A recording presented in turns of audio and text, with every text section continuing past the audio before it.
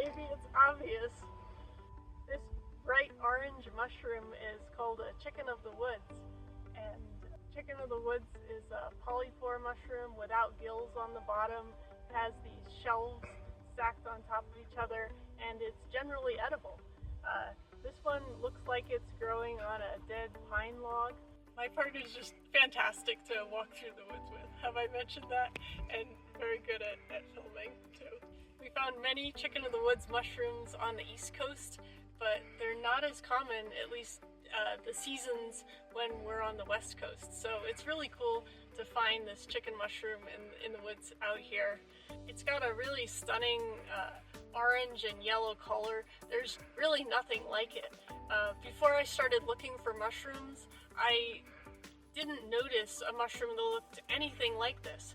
But since I've started mushroom foraging, I start to see really interesting colors and patterns everywhere. It's really cool how it's helped me expand my idea of what might be out here.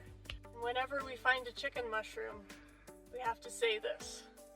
Bawk, bawk, bawk, bawk, bawk, bawk, bawk, bawk, bawk, bawk, bawk, bawk, bawk, bawk.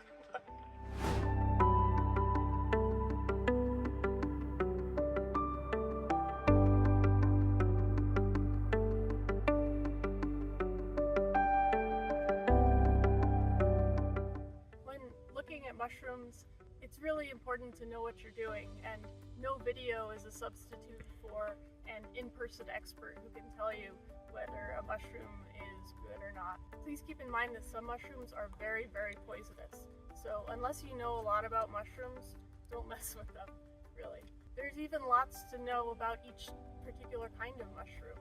Chicken mushrooms can grow on oak, they can grow on pine. I've even seen them growing on eucalyptus.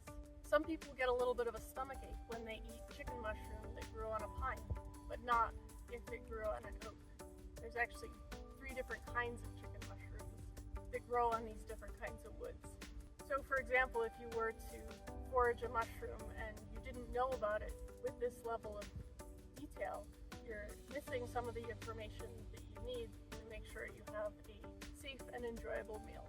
And also remember, if you're harvesting mushrooms or anything really from the wild, be sure to do it in a sustainable way.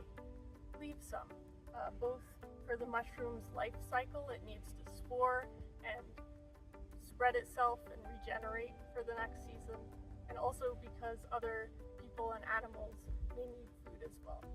This is a big old dead pine log, and all the way along it there's actually more dried up chicken mushrooms, perhaps from earlier in the year or even a previous season. You can see the evidence that the fungus has really taken root within the wood and has popped out in multiple different places here.